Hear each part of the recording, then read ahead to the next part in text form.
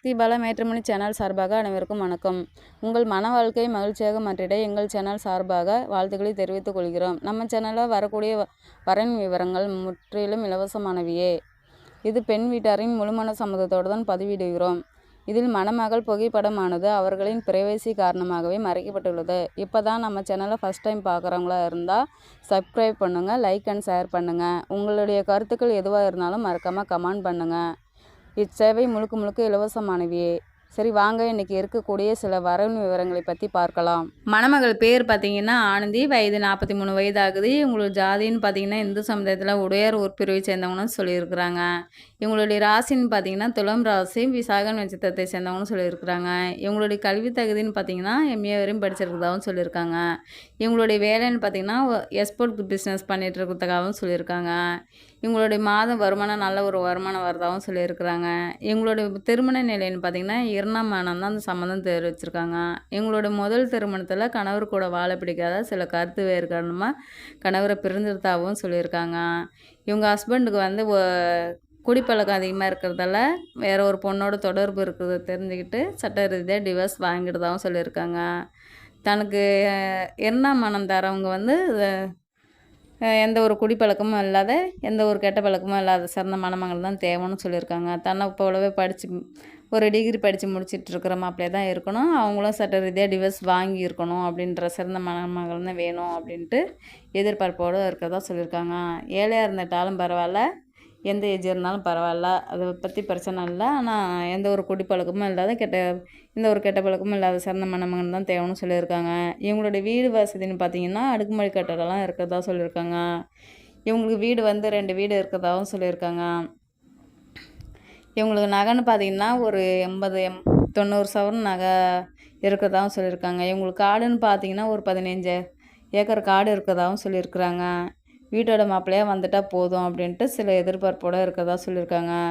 தனக்கு தான் பிஸ்னஸை எடுத்து பார்த்துக்கிட்டாலும் பரவாயில்ல, இல்லை அவங்களுக்கு ஓனாக பிஸ்னஸ் எதுவும் பண்ணிகிட்டு இருந்தாலும்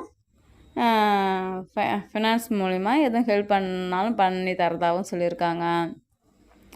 இவங்களோட முகவரின்னு பார்த்தீங்கன்னா கள்ளக்குறிச்சியில் தான் இப்போ வசிச்சிட்ருக்கிறதாகவும் சொல்லியிருக்காங்க. இவங்களுக்கு கூட பிறந்தவங்களாம் இப்போ யாரும் இல்லை.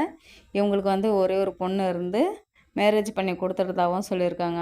லைஃப் லாங் அவங்களுக்கு தனக்கு வரக்கூடிய கணவருக்கும் எந்த ஒரு குழந்தைங்களும் இருந்துட்டாலும் பரவாயில்ல, நல்லபடியாக நம்ம பார்த்துக்கலாம். ஆனால் லைஃப் லாங் நமக்கு வரக்கூடிய கணவர் வந்து உண்மையாக இருக்கணும் அப்படின்ற சில எதிர்பார்ப்போடு இருக்கிறதா சொல்லியிருக்காங்க.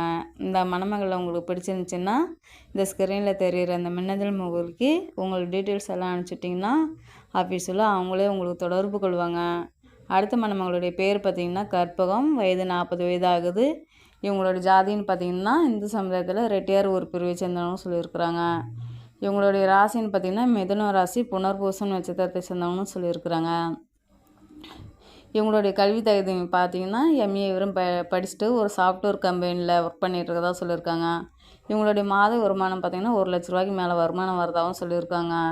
இவங்களுடைய திருமண நிலைன்னு பார்த்திங்கன்னா 2ஆம் திருமணம் தான் சம்மந்தமும் தெரிவிச்சிருக்காங்க. இவங்களுடைய முதல் திருமணத்தில் கணவர் கூட வாழ பிடிக்காத சில கருத்து வேறு காரணமாக கணவரை பிரிஞ்சிடுதாகவும் சொல்லியிருக்கிறாங்க.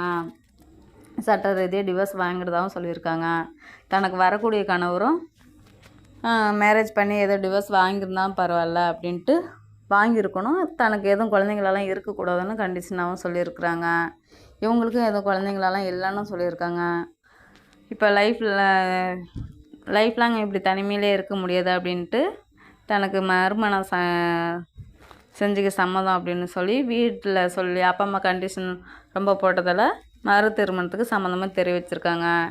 இவங்களுடைய வசதின்னு பார்த்திங்கன்னா வீடு வசதி அடுக்குமாடி கட்டடம்லாம் இருக்கிறதாகவும் சொல்லியிருக்காங்க. இவங்களுக்கு வீடுன்னு பார்த்திங்கன்னா ஒரு 4 வீடு சொந்த வீடாகவே இருக்கிறதாகவும் சொல்லியிருக்காங்க.